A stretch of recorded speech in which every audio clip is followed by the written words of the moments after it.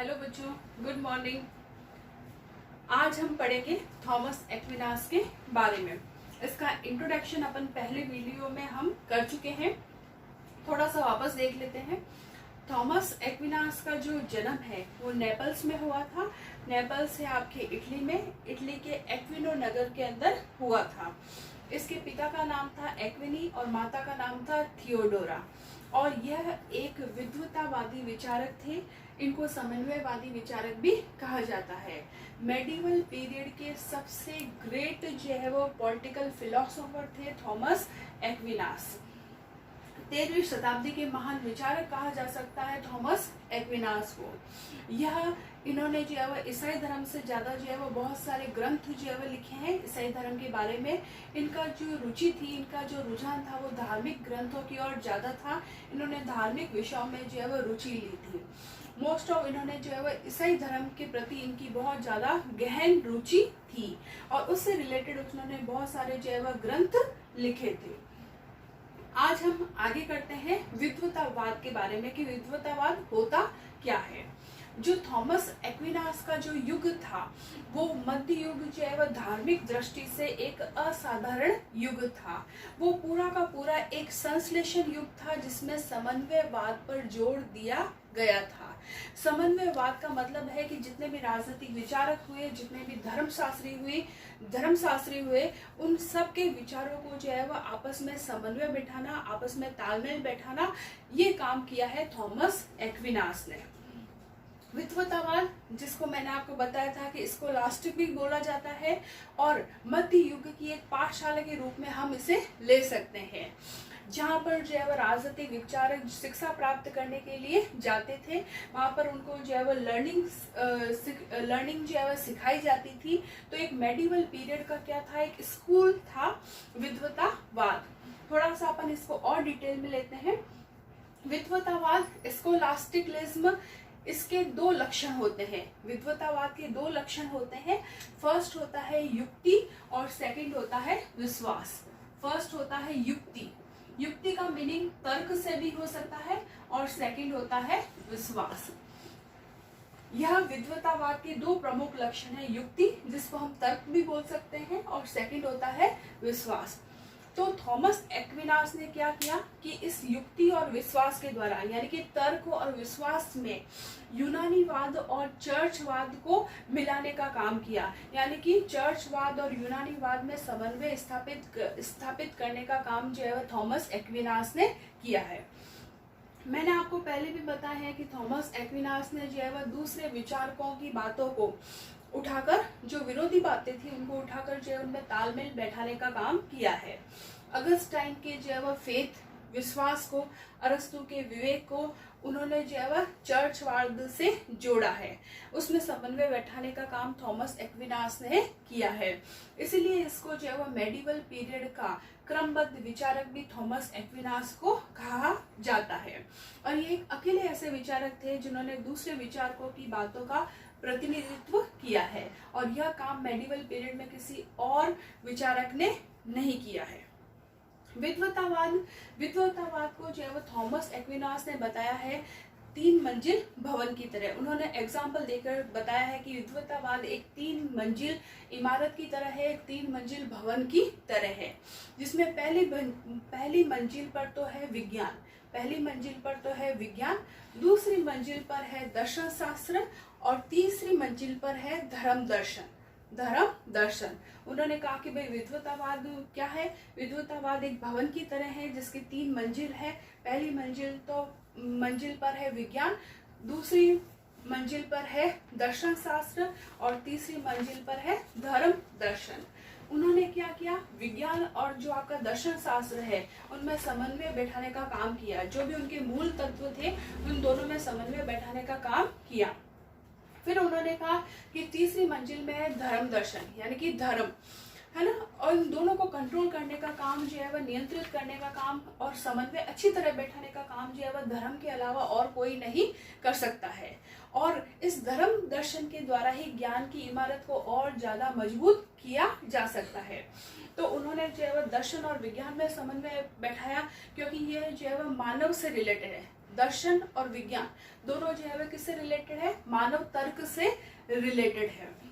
और इन दोनों को कंट्रोल जो है वह केवल धर्म दर्शन के द्वारा किया जा सकता है, या हम बोल सकते हैं कि धर्म के द्वारा जो है वह विज्ञान को भी कंट्रोल किया जा सकता है और दर्शन को भी जो है वह कंट्रोल किया जा सकता है।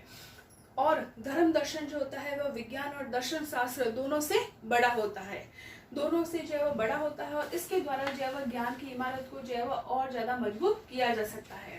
कहने का मतलब ये है कि उन्होंने विज्ञान को भी धर्म से जोड़ा, दर्शन को, तर्क को, उन्होंने सबको जो है वह किससे जोड़ा, धर्म से जोड़ा।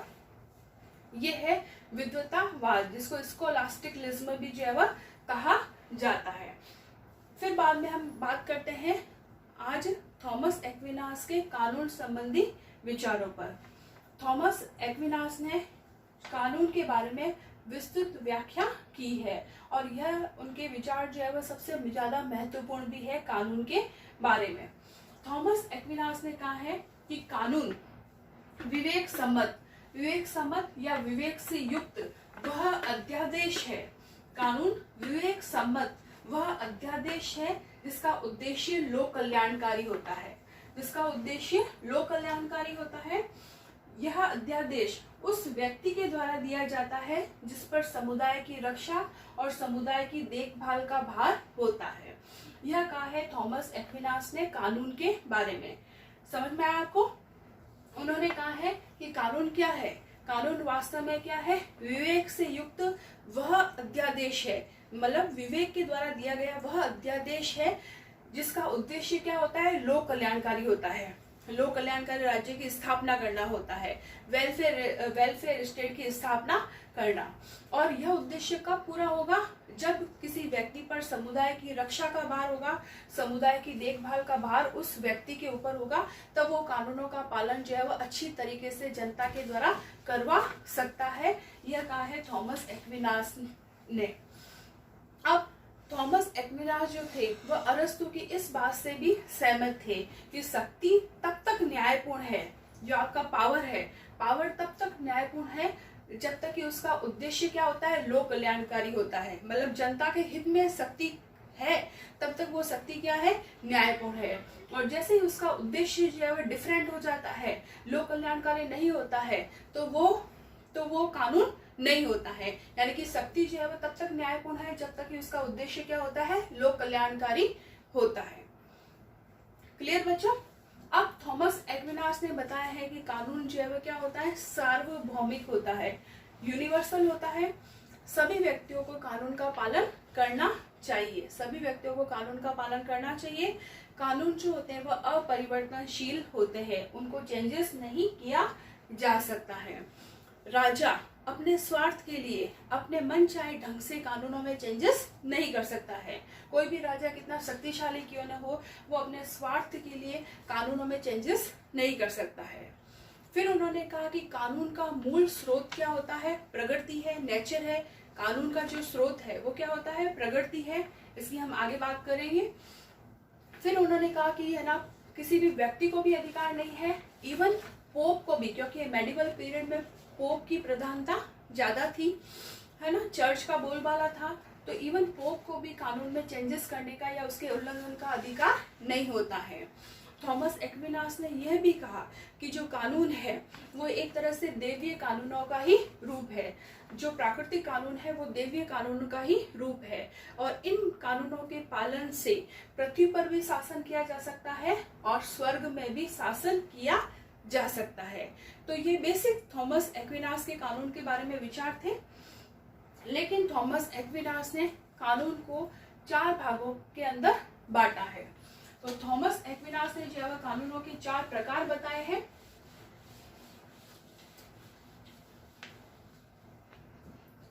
उसमें फर्स्ट है शाश्वत कानून, शाश्वत कानून। सेकंड है प्राकृतिक कानून। थर्ड है दैवीय कानून, और फोर्थ है मानवीय कानून। शाश्वत कानून जिसको हम एक्सटर्नल लॉ भी कहते हैं, प्राकृतिक कानून नेचुरल लॉ, देवीय कानून डाइविन लॉ और मानवीय कानून ह्यूमन लॉ, ये 4 प्रकार बताए हैं थॉमस एक्विनास ने कानून के बारे में। शाश्वत कानून, शाश्वत कानून वास्तव में क्या है? ईश्वरीय ज्ञान है। शाश्वत कानून जो है वह ईश्वरीय ज्ञान है और संसार जो सृष्टि है उन सभी वस्तुओं में जो है वह इस कानून का निवास स्थान होता है। ईश्वर ने जो है वह क्या किया है?